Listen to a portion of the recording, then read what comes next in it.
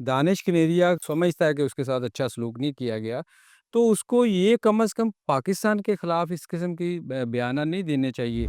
इसकी क्या हालत थी क्रिकेट खेलने से पहले, और पाकिस्तान ने इसको जो दिया है, ये उसका कर्ज नहीं उतार सकता। इसको शर्म आनी चाहिए। अगर आप तड़ियाँ लगाएँगे तो हम तड़ियाँ लगाने वाले नहीं हैं, हम चाय पिला के भिजवाते हैं, आपको पहले भी पिलाई हुई है। वहाँ ग्रास रूट लेवल से क्रिकेट खेली जा रही है। उनका क्लब क्रिकेट, उनका स्कूल और उनका कॉलेज बहुत स्ट्रॉन्ग है, वो बहुत मेहनत करते हैं उस पे उसके ऊपर। ये पैसे देने से या बाहर से कोच मँगवाने से कुछ नहीं होना। जितनी देर आप निचले लेवल पे से प्लेयर नहीं निकालेंगे स्कूल, कॉलेज और क्लबों से, आपकी क्रिकेट बेहतर नहीं होएगी। सिफ़ारशी कल्चर को आपको ख़त्म करना पड़ेगा, वरना इसी तरह हमारी हॉकी वाला हाल होगा और एक दिन कोई मुल्क भी हमारे यहाँ आके खेलने को तैयार नहीं होगा। तो सर जैसे दानिश कनेरिया ने स्टेटमेंट दी है शाहिद अफरीदी के खिलाफ, तो एज़ अ पाकिस्तानी क्या उनको ये स्टेटमेंट देनी चाहिए थी? इस पे सर आप क्या कहते हैं? ये देखो, ये पहले भी पिछले प्रोग्राम में भी हमने कहा था, दानिश कनेरिया का आपको देखना चाहिए कि वो बंदा, मुझे लगता है वो उसका दिमाग ठीक नहीं है। वो कोई पागल किस्म की हरकतें जो कर रहा है। देखें, मैं अगर पाकिस्तान के लिए खेला हूँ ना, मेरे इख्तिलाफ़ात बहुत सारे लोगों के साथ हैं। मेरे साथ 25 साल से मैं पाकिस्तान के लिए मैं सर्व नहीं कर पाया। मगर इसका ये मतलब नहीं कि मैं पाकिस्तान को बुरा भला कहूँ। दानिश कनेरिया की अगर किसी के साथ उसके वो समझता है कि उसके साथ अच्छा सलूक नहीं किया गया, तो उसको ये कम से कम पाकिस्तान के खिलाफ इस किस्म की बयाना नहीं देने चाहिए। उसको ये सोचना चाहिए। मैं अपनी मिसाल देता हूँ। जो मुझे पाकिस्तान ने दिया है, मैं पाकिस्तान का वो कर्ज़ उतार ही नहीं सकता। मुझे कहाँ से पाकिस्तान ने उठा के कहाँ ले गया। इसी तरह ये दानिश कनेरिया जो है, इसको सोचना चाहिए कि ये कहाँ रहता था, इसकी क्या हालत थी क्रिकेट खेलने से पहले, और पाकिस्तान ने इसको जो दिया है, ये उसका कर्ज़ ही नहीं उतार सकता। इसको शर्म आनी चाहिए इस किस्म की बातें करते हुए पाकिस्तान के खिलाफ। और सेकंडली, मैंने पहले भी कहा था, इसका मोटिव सिर्फ़ एक है कि ये पाकिस्तान के खिलाफ सिर्फ़ इसलिए बयान दे रहा है, या तो इसको इसको ये पेड है, या दूसरा जो सबसे ज़्यादा जो मुझे जो नज़र आता है कि ये इंग्लैंड में बैठा हुआ है, सिर्फ़ ये नेशनैलिटी लेने के लिए कर रहा है, और इसके अलावा मोटिव मुझे उसका कुछ नज़र नहीं आता। अदरवाइज़ जिस मुल्क ने आपको इतना कुछ दिया हो, मैं कहता हूँ कि गिरे से गिरा हुआ इंसान भी उस मुल्क के खिलाफ बात नहीं कर सकता। तो सर जैसे इंडिया में देख रहे हैं कि महेंद्र सिंह धोनी को बहुत ज़्यादा क्रिटिसिज्म फेस करना पड़ रहा है कि उन्होंने रीसेंट एक्टिविटीज़ पे कोई बयान नहीं दिया। तो इसके बारे में आप क्या कहते हैं कि क्रिकेट एंड पॉलिटिक्स ये डिफरेंट चीज़ें हैं, इनको कैसे आप किस नज़र से देखते हैं?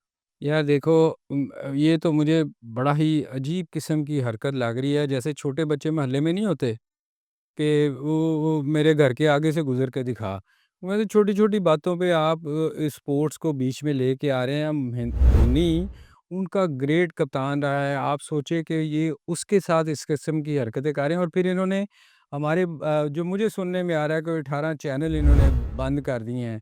तो ये तो छोटे बच्चे नहीं होते कि नाराज़ हो के मेरा खिलौना छीन लिया है, अब मैं तुझे अपना खिलौना इस तरह तोड़ के दिखाता हूँ।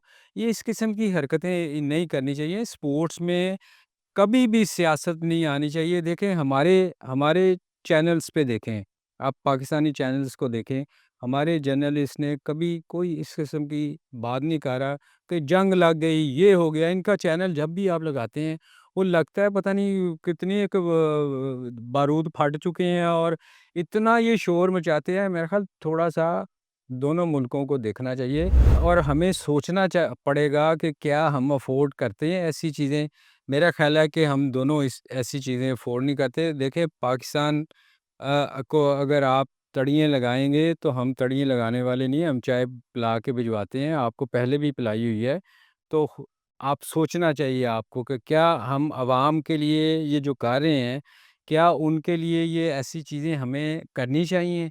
हम आप आप लोगों का नहीं सोच रहे, आप जो कुछ चंद लोग हैं, जो वहाँ सीटों पे बैठे हैं, जैसे पॉलिटिशियन हैं, वो बयानात दे रहे हैं। मगर मेरा ख़्याल है इससे बेहतर ये है कि आप अपनी आवाम का सोचें और उनके लिए बेहतरी की तरफ जाएँ, दोनों तरफ से।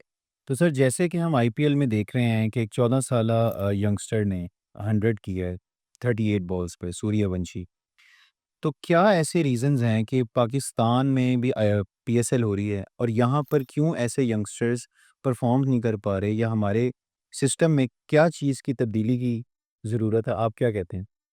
देखो यार, अगर आप उनके साथ तो मेरा ख़्याल हमें कंपेयर करना ही नहीं चाहिए। आप आईपीएल और पीएसएल को देख लें, टोटली डिफरेंट है। मैं पहले भी कह चुका हूँ कि हमारे यहाँ वेटरन खेल रहे हैं। और जहाँ तक वंश सूर्या का ताल्लुक है, आप देखो वहाँ ग्रास रूट लेवल से क्रिकेट खेली जा रही है। उनका उनकी क्लब क्रिकेट, उनका स्कूल और उनका कॉलेज बहुत स्ट्रॉन्ग है। वो बहुत मेहनत करते हैं उस पे, उसके ऊपर।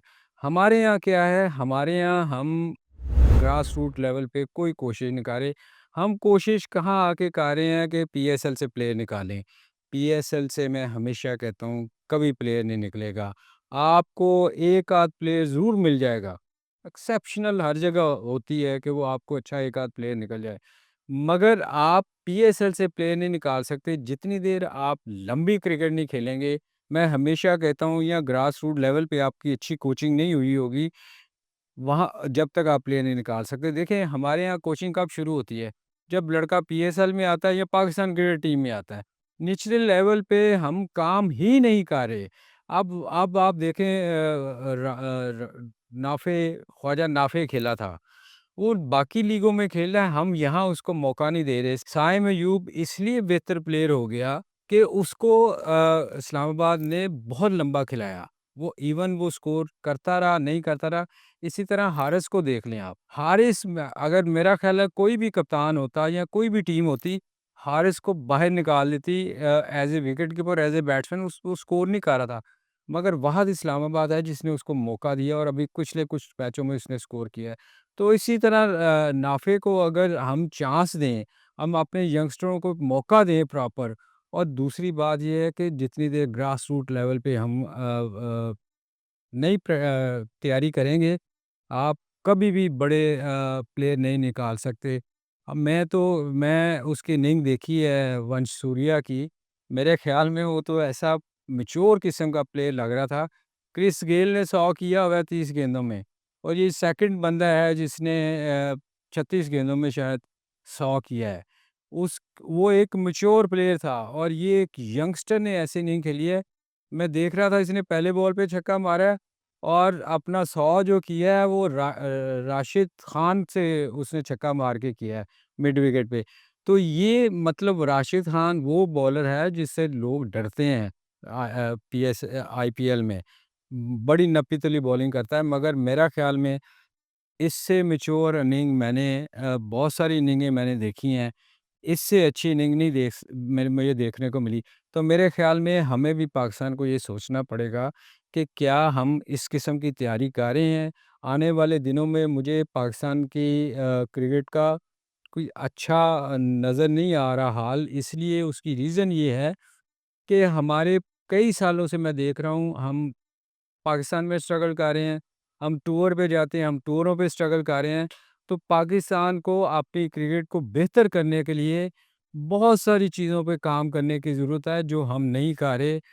मैं पीसीबी चेयरमैन साहब से रिक्वेस्ट करूँगा कि ग्रास रूट लेवल पे हम इतने पैसे दे रहे हैं लोगों को, ग्रास रूट लेवल पे काम करें, ताकि हमारी क्रिकेट में बेहतरी आ सके। ये पैसे देने से या बाहर से कोच मंगवाने से कुछ नहीं होना। जितनी देर आप निचले लेवल पे से प्लेयर नहीं निकालेंगे स्कूल, कॉलेज और क्लबों से, आपकी क्रिकेट बेहतर नहीं होएगी। और दूसरा, आपको फर्स्ट क्लास आपको अपनी ठीक करनी पड़ेगी। सिफारशी कल्चर को आपको ख़त्म करना पड़ेगा, वरना आप इसी तरह हमारी हॉकी वाला हाल होगा और एक दिन कोई मुल्क भी हमारे यहाँ आके खेलने को तैयार नहीं होगा। आई होप कि मेरी वीडियो आपको अच्छी लगी होगी। इसको शेयर और सब्सक्राइब कीजिएगा। Thank you.